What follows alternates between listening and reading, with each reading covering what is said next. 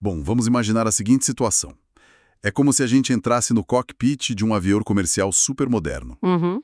Mas, tipo, em vez de encontrar aquele painel clássico, sabe, cheio de botões, mostradores e interruptores por todo lado, tem apenas uma tela em branco e um teclado. E a única instrução ali é: digite o que o avião deve fazer. Nossa, um pesadelo para qualquer piloto tradicional. Exato. Mas é que essa é, na essência, a realidade da infraestrutura corporativa de hoje, né? Especialmente quando as empresas tentam adotar a inteligência artificial generativa. Porque existe um poder imenso ali, é capaz de fazer a máquina voar.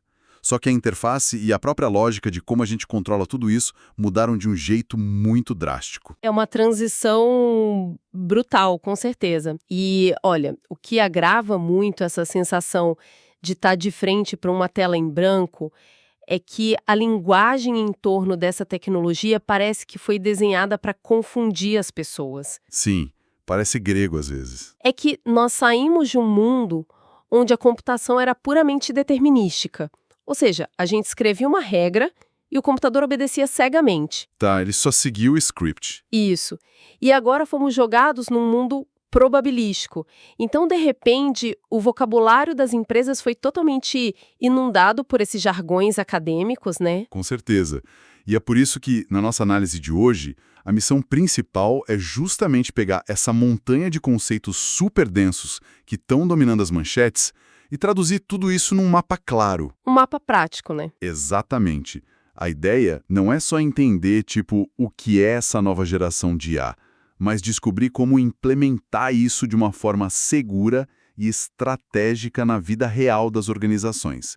A gente quer entregar para quem está ouvindo um verdadeiro manual de sobrevivência. E é um manual super necessário agora. Muito. Porque entender esses mecanismos básicos é o que vai capacitar qualquer pessoa a ter uma voz ativa sobre o impacto dessa tecnologia na nossa sociedade, sabe?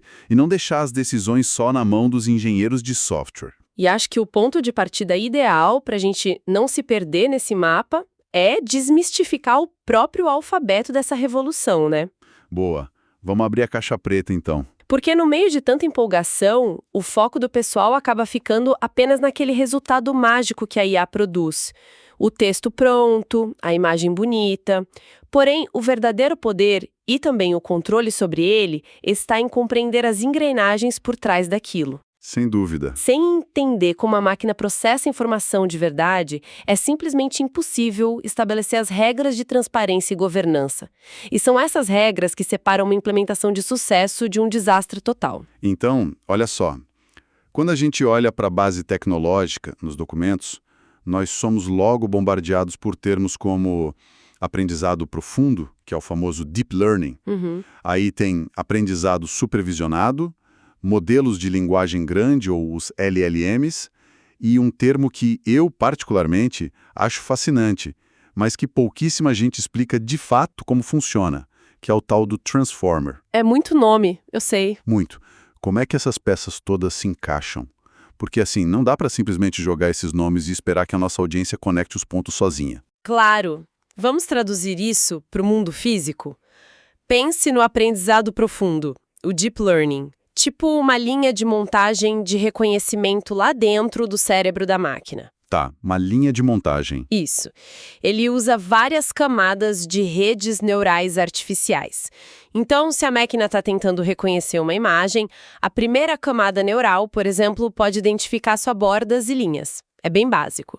Ela vê um risco. Exato. Aí a segunda camada pega essas linhas e junta tudo e passa a identificar formas geométricas, um círculo, um triângulo. A terceira camada pega as formas e finalmente reconhece que aquilo é um rosto. É chamado de profundo justamente porque a informação vai descendo por várias camadas de abstração até a máquina finalmente entender o que está vendo. Certo, faz total sentido. A máquina vai construindo conhecimento em blocos, né? Mas, peraí, onde é que entra o aprendizado nessa história? Como é que ela sabe que aquele conjunto de linhas e formas é, digamos, um cachorro e não um gato? Ah, então. Tradicionalmente, isso era feito com o que a gente chama de aprendizado supervisionado. Tá. Era meio como ter um professor incansável mostrando milhares de cartões com fotos para a máquina. O professor mostra a foto e diz, olha, isto é um gato. Aí mostra outra e diz, isto é um cachorro. Entendi. Os dados precisam ser rotulados por humanos. Exatamente. A máquina vai aprendendo a associar a imagem àquele rótulo específico. O grande problema dessa abordagem é que ela é muito lenta, é cara e fica totalmente limitada à quantidade de dados que os seres humanos dão conta de classificar manualmente. O que nos leva à grande virada de chave dessa história, certo? Porque os modelos famosos que a gente vê hoje, eles não foram ensinados com esses cartões rotulados por humanos. Não, de forma alguma. Eles usam o que a gente chama de aprendizado autossupervisionado. É como se, em vez de um professor ali do lado, eles simplesmente trancassem a inteligência artificial dentro da maior biblioteca do mundo, que é a própria internet, e dissessem, olha, leia tudo isso aí e descubra as regras do mundo sozinho. É uma analogia perfeita. No aprendizado autossupervisionado, o modelo pega trilhões de frases, esconde algumas palavras de si mesmo e tenta adivinhar quais deram essas palavras ocultas. E ele faz isso sozinho. Sozinho. E faz isso bilhões de vezes. Se ele erra a adivinhação, ele vai lá e ajusta seus cálculos matemáticos internos.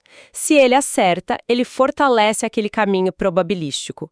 E é justamente aqui que entra o nosso famoso Transformer. Ah, o P do ChatGPT? Ele mesmo. Antes dos Transformers existirem, a IA lia o texto como a gente lê, sabe? Uma palavra de cada vez, da esquerda para a direita. Tá, de forma sequencial. Isso. Mas o problema é que ao chegar no fim de um parágrafo mais longo, a máquina já tinha meio que esquecido o que estava no começo, ela perdia o fio da meada. O Transformer resolveu isso introduzindo um mecanismo matemático chamado atenção. Atenção. Como se ele batesse o olho na página toda de uma vez. Exatamente isso. Ele consegue olhar para a frase inteira simultaneamente e calcular quais palavras importam mais para o contexto geral, não importa onde elas estejam posicionadas na frase. Ele entende matematicamente que a palavra banco, na frase, por exemplo, ele sentou no banco da praça, é totalmente diferente da palavra banco na frase ele depositou o dinheiro no banco. Cara, isso é de explodir a cabeça. E quando a gente junta essa arquitetura super avançada do Transformer com aquele aprendizado autossupervisionado numa escala colossal, tipo, consumindo praticamente todo o conhecimento humano que já foi digitalizado, a gente chega ao topo da cadeia, né? Os modelos de fundação. Os Foundation Models. Isso. E eles são fascinantes porque não são treinados para uma tarefa só, tipo jogar xadrez ou identificar gato em foto. Eles constroem literalmente uma base, uma fundação de entendimento geral sobre como o mundo e a linguagem funcionam. E a mecânica por trás de um modelo de fundação desses, apesar de gerar aqueles resultados que pra gente parecem pura magia ou até consciência... Sim, parece que tem alguém do outro lado da tela. Parece, mas é estritamente matemática. Quando um comando que a gente chama de prompt é digitado lá, o modelo não está pensando na resposta como um humano faria. Ele está, na verdade, calculando probabilidades matemáticas incrivelmente complexas para prever qual palavra tem a maior chance de aparecer em seguida, dado todo o contexto da sua pergunta. A imagem que sempre me vem à cabeça quando estudo isso é aquele recurso de autocompletar do celular, sabe? Nossa, sim, o teclado preditivo. Aquele teclado que fica tentando adivinhar qual vai ser a sua próxima palavra na mensagem do WhatsApp. Só que, no caso de um modelo de fundação, é tipo um autocompletar com esteroides. Ele leu quase toda a internet, leu livros históricos, artigos científicos, o Reddit inteiro. Ele não está só chutando uma palavra qualquer. Ele está calculando um caminho super provável num oceano infinito de dados. E ter essa clareza sobre o mecanismo probabilístico é vital, porque isso ajuda a gente a entender a transição tectônica que o mercado de tecnologia está vivendo agora. Esses modelos de fundação, alimentados por essas montanhas de dados, eles tiraram a gente da era de apenas analisar informações e nos jogaram direto na era de criar coisas inteiramente novas. E essa é a linha divisória definitiva, na minha opinião. A diferença clássica entre a IA tradicional e a IA generativa. Porque a IA tradicional, aquela do aprendizado supervisionado, é no fundo um mecanismo de categorização superpotente. Ela olha para 1 milhão de fotos e diz o que está aí dentro. Ela analisa o passado e o presente. Mas a IA generativa, ela pega esse mesmo banco de dados gigantesco para ir muito além. Ela não vai te dizer, isto é um gato. Ela vai dizer, vou calcular a probabilidade dos pixels e desenhar do zero um gato roxo de óculos de sol voando no espaço, que nunca existiu em nenhuma foto. Ela cria, ela não só repete. Exatamente, ela cria do nada. E claro, no ambiente de negócios, essa capacidade de criação não fica só na brincadeira de fazer imagens divertidas. A gente está falando de criar relatórios financeiros complexos, sintetizar reuniões de 3 horas em resumos executivos de 5 pontos-chave, escrever blocos inteiros de código de programação. Os modelos de fundação hoje são a espinha dorsal dessa IA generativa corporativa. Com certeza. E a grande questão para as lideranças agora passa a ser como as empresas vão consumir todo esse poder computacional massivo de forma viável. Bom, pelo que exploramos nos documentos da nossa pesquisa, existem basicamente 3 formas principais de consumir isso. Quais são? A primeira é a IA incorporada, que é quando a inteligência já vem embutida direto no software que a empresa já usa no dia a dia. A segunda são as famosas APIs, que funcionam como uma ponte invisível, permitindo que o sistema da empresa converse lá com um modelo de inteligência de uma provedora externa. Tá, e a terceira? A terceira são os modelos de plataforma, que aí são ambientes completos, bem mais robustos, onde a própria empresa pode construir, testar e treinar suas soluções personalizadas. Mas olha só, existe um princípio muito forte que governa o uso dessas 3 vias, segundo o material. O futuro, de acordo com as fontes, não é dominado por um único e gigantesco modelo que faz tudo. A abordagem vitoriosa é a multimodal. Ou seja, as organizações precisam orquestrar vários modelos diferentes trabalhando em conjunto. Peraí, deixa eu fazer o papel do cético aqui, porque isso genuinamente me soa contraditório. Como assim? Se a gente acabou de estabelecer que temos esses modelos de fundação que são super inteligentes, que leram a internet inteira, que entendem um contexto de praticamente qualquer coisa, por que diabos eu precisaria ter vários modelos menores e diferentes rodando? Não seria muito mais simples, e até mais inteligente, assinar só o maior e melhor modelo do mercado e usar ele para resolver absolutamente todos os problemas da minha empresa? Olha, é uma objeção muito comum. E te garanto que é exatamente essa armadilha que está custando milhões jogados fora para algumas empresas agora. A resposta curta para sua dúvida é eficiência e custo. Custo. Sim. Pensa bem, usar o supermodelo gigantesco que precisou de bilhões de dólares para ser treinado, usar ele só para fazer algo super simples, tipo analisar se um e-mail do cliente está com tom positivo ou negativo, é como usar uma bazuca para matar um mosquito. Ah, entendi. É um desperdício colossal de recurso. Um desperdício gigantesco. Esses modelos enormes exigem um poder de processamento massivo para rodar, o que significa que cada resposta que eles geram é muito cara em termos de nuvem e consome muita energia, sem contar que, pela complexidade, eles podem ser mais lentos. E a abordagem multimodal resolve isso? Resolve, porque uma abordagem multimodal significa usar a ferramenta certa para o trabalho certo. Você pode ter um modelo menor, hiper especializado e muito rápido só para resolver tarefas de rotina do dia a dia, conectando via API, e aí você reserva aquele super modelo gigantesco e caro lá na sua plataforma apenas para as tarefas estratégicas de altíssima complexidade. Por isso que um modelo único não precisa e nem deve dominar tudo. Agora fez total sentido. É a diferença entre ter um canivete suíço para coisas rápidas e um bisturi cirúrgico para operação pesada. Perfeito. Cada um tem o seu lugar. Mas olha, isso levanta um desafio prático colossal na vida real. Porque a maioria das grandes empresas que estão operando hoje, elas têm sistemas de tecnologia super antigos, os famosos sistemas legados. Se a arquitetura do futuro é esse ecossistema complexo, cheio de modelos integrados e multimodal, como é que essas empresas atualizam a própria infraestrutura para suportar isso, sem causar um colapso no sistema que já está rodando? Esse é o grande nó. Elas precisam embarcar num processo estruturado, que a gente chama de modernização de aplicativos, e a filosofia por trás disso é crucial, porque não se trata de modernizar a tecnologia só pelo ego de ter a tecnologia mais nova do mercado. Claro, tem que ter um motivo de negócio. Tema desatualizado e transformá-lo para que ele passe a gerar novo valor comercial. E esse processo sempre começa com uma fase muito rigorosa de consultoria e planejamento. É sentar e mapear onde a empresa está operando hoje e aonde ela quer chegar amanhã. Eu confesso que, Quando eu penso nessa ideia de modernizar sistemas legados, a imagem que sempre surge na minha cabeça não é nem aquela velha metáfora corporativa de trocar o pneu com o carro andando.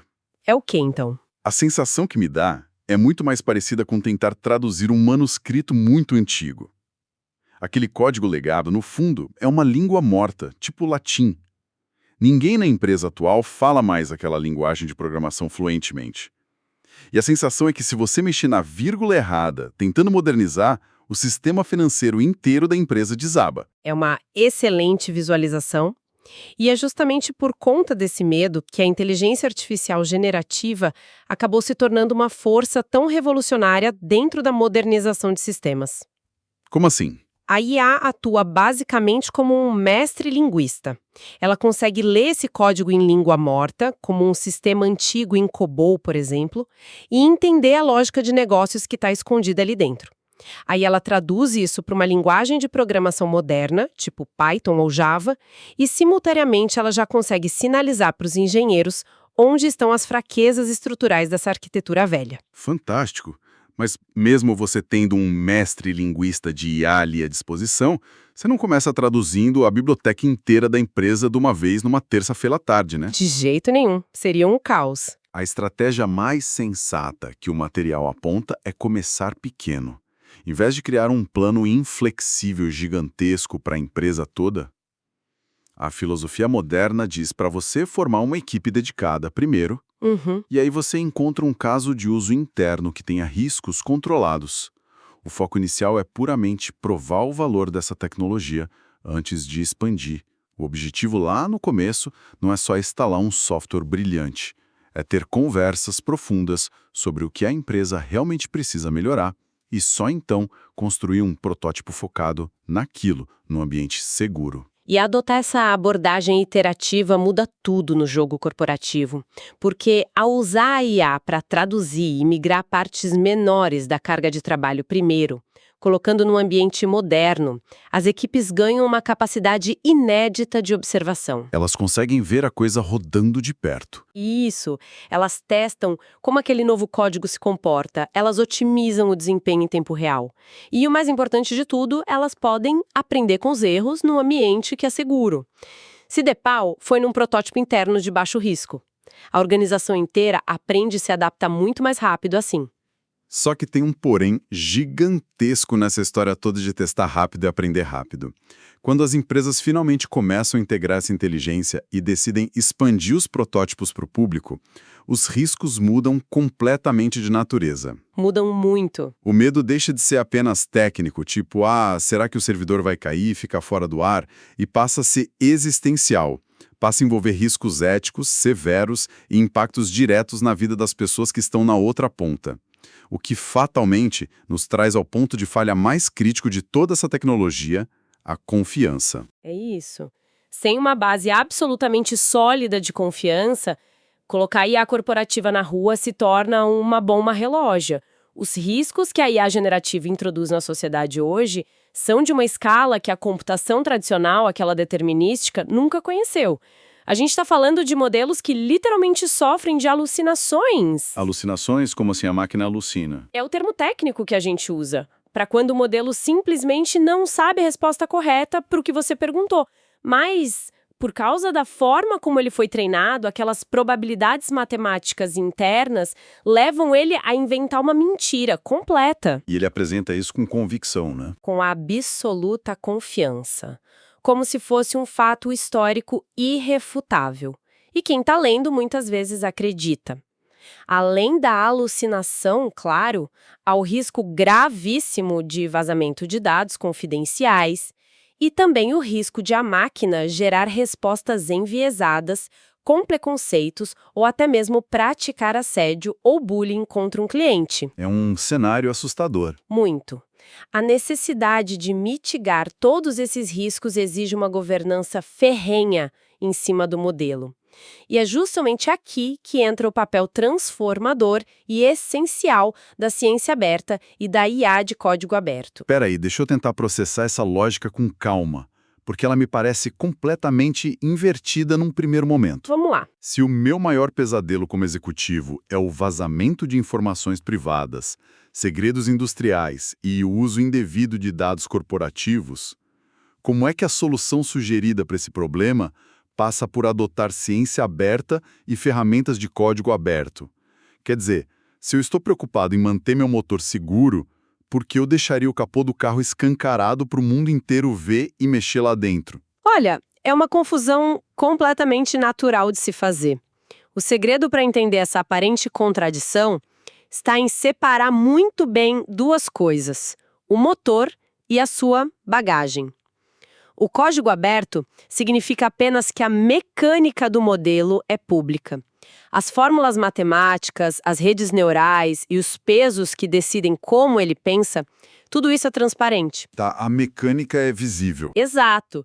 Qualquer pesquisador, em qualquer lugar do mundo, pode ir lá e auditar o código. Eles podem procurar ativamente por falhas de segurança, identificar onde estão os vieses e corrigir isso. É um esforço global. Isso impede que o modelo seja uma caixa preta de uma empresa fechada que toma decisões inexplicáveis que você só tem que aceitar. Certo. Entendi a vantagem. O motor é auditável pelo mundo todo. Mas e os meus dados corporativos? Eles ficam abertos também? Não, de forma alguma. Os seus dados são a sua bagagem, e a sua bagagem nunca entra no modelo público. Na prática, as empresas constroem arquiteturas onde elas pegam esse motor de código aberto, que é incrivelmente transparente e foi testado à exaustão pela comunidade global, e instalam ele nos seus próprios servidores seguros e isolados. Ah, roda tudo em casa. Exatamente. A inteligência avançada desse modelo de código aberto é usada para ler e processar os dados internos da sua empresa de forma estritamente local. Nenhuma dessas informações confidenciais é enviada para a nuvem pública para treinar o modelo de terceiros ou ajudar uma Big Tech. A transparência do código garante que você saiba exatamente como o modelo opera por dentro e a sua governança local garante que os seus dados nunca saiam de casa. Cara, isso esclarece tudo. É meio como ter a planta de uma casa de alta segurança publicada na internet. Isso. Todos os especialistas em segurança do mundo podem olhar a planta e verificar se as paredes são realmente fortes e se o modelo das fechaduras funciona e não tem falhas. A estrutura da casa é totalmente transparente, mas o que você escolhe guardar dentro do cofre dessa casa é 100% privado e ninguém tem acesso. Analogia perfeita. E é por isso que plataformas corporativas com expertise comprovada no mercado focam em oferecer exatamente isso. O melhor dos modelos de fundação abertos, combinados com ferramentas muito pesadas e rígidas de governança corporativa. Para monitorar tudo. Para monitorar o que entra e o que sai em tempo real. Avaliar as métricas corretas de segurança constantemente. Tudo isso ajuda a democratizar a IA. Isso garante que o avanço tecnológico dessa área não fique trancado a 7 chaves nos laboratórios de meia dúzia de megacorporações do Vale do Silício. Todo o ecossistema passa a ter voz sobre como essa tecnologia evolui e sobre como ela vai impactar a nossa sociedade. E olha só que interessante. Quando essa confiança corporativa é finalmente solidificada pela transparência e os riscos são devidamente enjaulados e controlados pela governança interna, a tecnologia finalmente pode sair dos laboratórios de TI e ir para o mundo real de forma segura. Finalmente, né? E o lugar onde essa revolução se torna mais tangível, mais visível para as pessoas comuns no dia a dia, é sem dúvida nenhuma na linha de frente do atendimento ao cliente. Ah, com certeza. E os impactos aí são extremamente profundos. A IA generativa está basicamente transformando 3 áreas primárias do atendimento hoje. Que são? Primeiro, as plataformas de autoatendimento, que é onde o cliente entra e consegue resolver problemas complexos sozinho, conversando com a máquina de forma natural.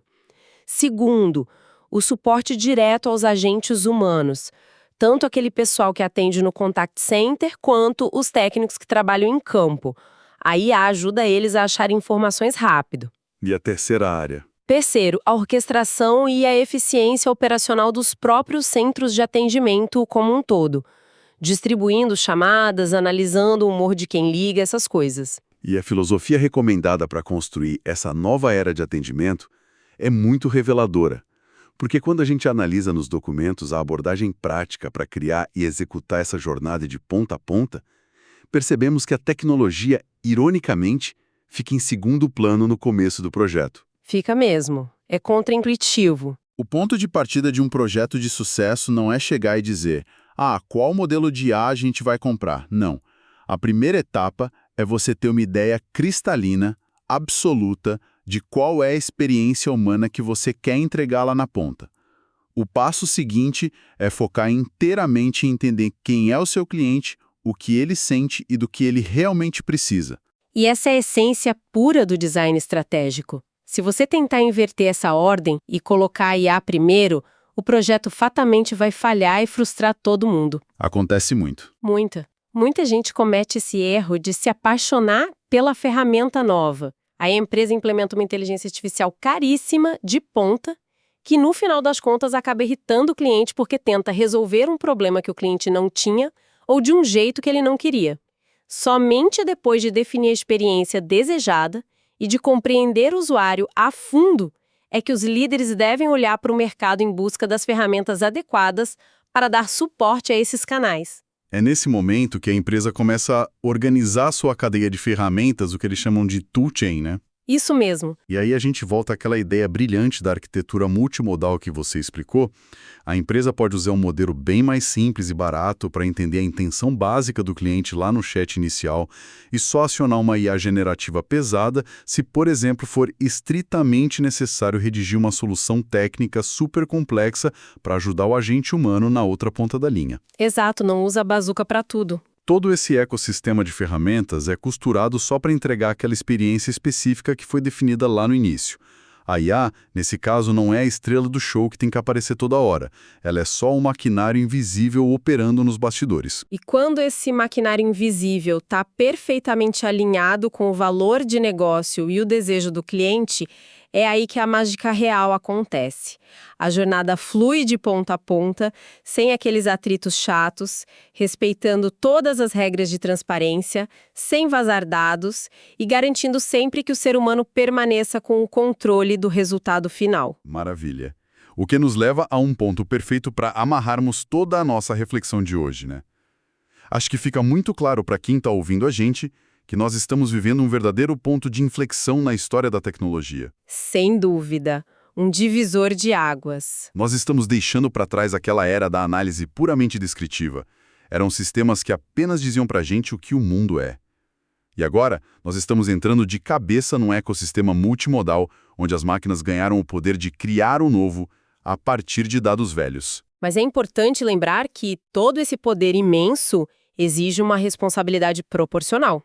É absolutamente imperativo que todo projeto de IA, desde aquela primeira tradução de um código legado super simples até o lançamento de um assistente virtual hiperinteligente para os clientes, tudo seja construído sobre os pilares da governança e da transparência da ciência de código aberto. É inegociável, né? Inegociável. Sem essa estrutura que seja ética, auditável e segura, a inovação rapidamente se transforma num risco corporativo e social gigante. Por isso que a democratização da IA é um assunto tão urgente hoje em dia. Conhecer esses conceitos todos, tipo, entender a diferença técnica entre um modelo de fundação que só fica calculando probabilidades matemáticas infinitas e uma plataforma corporativa segura, cheia de governança, não é mais um privilégio só de quem é engenheiro de software. É utilidade pública. É. Esse conhecimento é exatamente o que nos dá o direito, como sociedade, de questionar as empresas e de moldar ativamente o papel que essas tecnologias vão ter no nosso trabalho e nas nossas vidas. Nós todos precisamos entender as regras do jogo para não sermos apenas peças sendo movidas no tabuleiro pelas grandes empresas. Até porque o futuro da nossa interação humana com essa tecnologia não está escrito em pedra, não está predeterminado. O futuro será desenhado pelas escolhas de arquitetura e pelos limites éticos que a gente decidir estabelecer agora, hoje. E é exatamente com essa ideia de um futuro em aberto que eu quero fechar nossa imersão de hoje, deixando uma provocação final para o pessoal pensar. Vamos lá. Nós vimos que a arquitetura ideal de atendimento ao cliente hoje começa sempre com humanos definindo qual deve ser a experiência, certo? para só depois a IA executar esse plano usando aquelas montanhas de dados do passado.